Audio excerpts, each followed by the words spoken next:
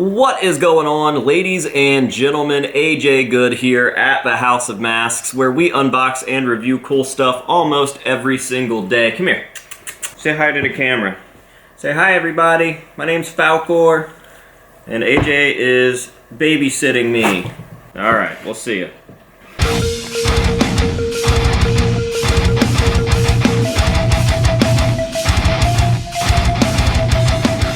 What is going on, ladies and gentlemen? AJ Good here at the House of Masks, where we unbox and review cool stuff almost every single day, and what a week it has been. So much has happened in the last week, I don't even know where to start. First of all, we are going to hit 150,000 subscribers probably by the time that you see this video, so hey, 150k subs. A massive warm welcome and thank you for being here to all of the new folks that have dropped by because of the Sid video or because of any of the metal media news outlet sites that are posting about the House of Masks. Thank you guys for stopping by. I really hope that you enjoy your stay, and hopefully you stay for quite a while. Not only have we hit 150,000 subscribers, but I also got verified on Instagram finally. After years and years of trying, they finally verified me, and it wasn't because of the self-verification thing, because that's garbage. That is actually thanks to 5B Management, who really hooked your boy up. Now, 5B Management is the company that manages certain members of Slipknot, like, you guessed it, Sid Wilson. So massive shout out for them. It feels really good to finally have that blue tick right next to my name. Thank you very much, 5B. We also had our first million views video here on the channel this week. That's right, the infamous Devil Daddy video has hit 1 million views, which I find hilariously ironic for a few reasons. One of the reasons being that that is not even my normal type of content. That's like one of the stranger, more obscure videos on this channel. So it's really strange that that is the one that hit 1 million views, but YouTube's algorithm is just going to do whatever they want, and that was the one that they decided was the one. It's also hilariously ironic because the guy in that video, Jeremy Spencer, tried everything to have that video removed. Even threatened me with a lawyer and a lawsuit, to which I said, hey, suck my butt.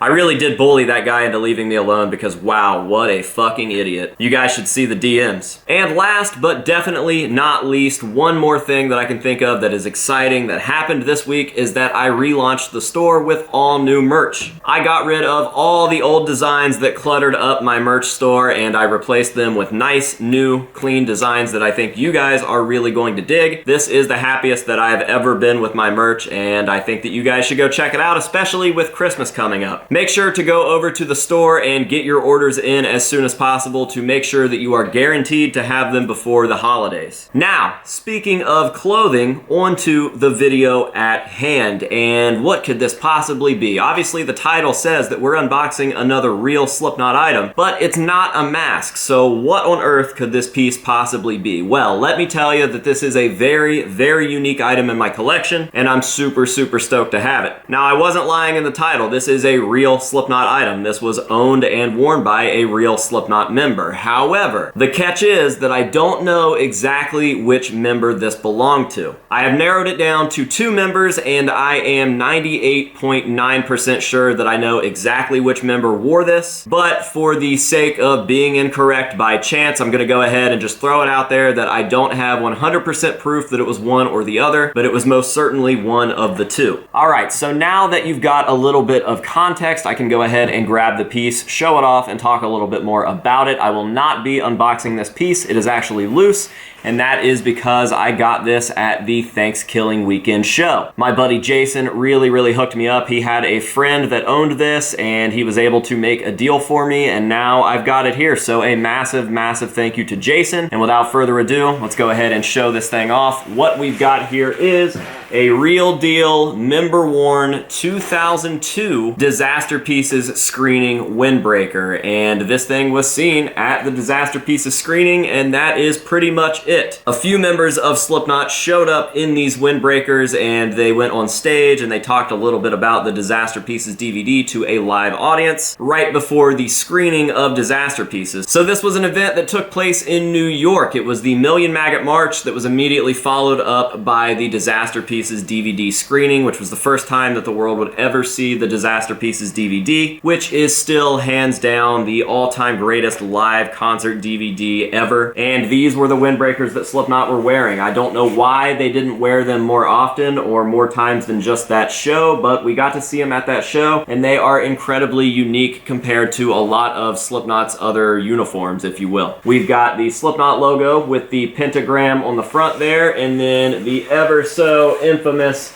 logo with the numbers on the back. This obviously looks a lot more like a Volume 3 style logo or design than an Iowa design, and that's because they were getting pretty close to going into the Volume 3 cycle at that point. Volume 3 obviously dropped in 2004, and with this being worn in 2002, there was only about a year gap right there between Iowa and Volume 3. So this is the real deal. This is just one of those things that only existed within the band until recently. My buddy Nico actually made up the design, and him and his friend Yuso, I think I'm saying that correctly, started knocking out some replicas, but this is not a replica. So I got this from my buddy Jason, somebody that was really close with Joey Jordison and a few other members of the band, and he got it from a friend of his who is also really close to the band, who has a lot of really cool memorabilia, and this is one of those items. Now, he had two of these. Now, between the two of us, there is an extra large copy and a large copy. I got the large copy, which means that Jason got the XL, and let me tell you exactly what I think that means. If I had to take an extremely educated guess, I would assume that I have Craig's and Jason ended up with Paul's. Let me tell you why. There were only a few members of the band at this screening: Clown, Chris, Paul, and Craig. Clown keeps pretty much everything. I think Clown has almost all of the entirety of Slipknot's stuff. Now, obviously, there's a lot of real stuff out there in the hands of collectors, but in the grand scheme of things, it's a very minuscule amount. Clown is just a historian of the band. He likes to keep that stuff put up, so I am 1000% sure that Clown still has his Disaster Pieces screening windbreaker. Chris's windbreaker is accounted for. He actually gave that windbreaker right off of his back to my buddy Joey Simpson. Joey Simpson did end up selling this piece a while later, and I do know the collector that has it, so that one is also accounted for. The two that weren't accounted for are Paul's and Craig's, and if I had to guess, Paul probably wears an XL out of the two. He was a slightly huskier guy, and Craig is a little smaller than him, so if I had to guess, Paul wore the XL and Craig wore this. I can probably confirm this with Craig's wife. She's a super nice lady, and we've been speaking here a lot recently, so I may end up asking her after I release this video, and hell, if Craig wants this back, then Craig is more than welcome to have it back. I don't know if he gave this away or if he sold it or how it got into the hands of that other collector, but it's here now and it is what it is. I am 98.9% sure that what I have here is the real deal Craig worn 2002 Disaster Pieces screening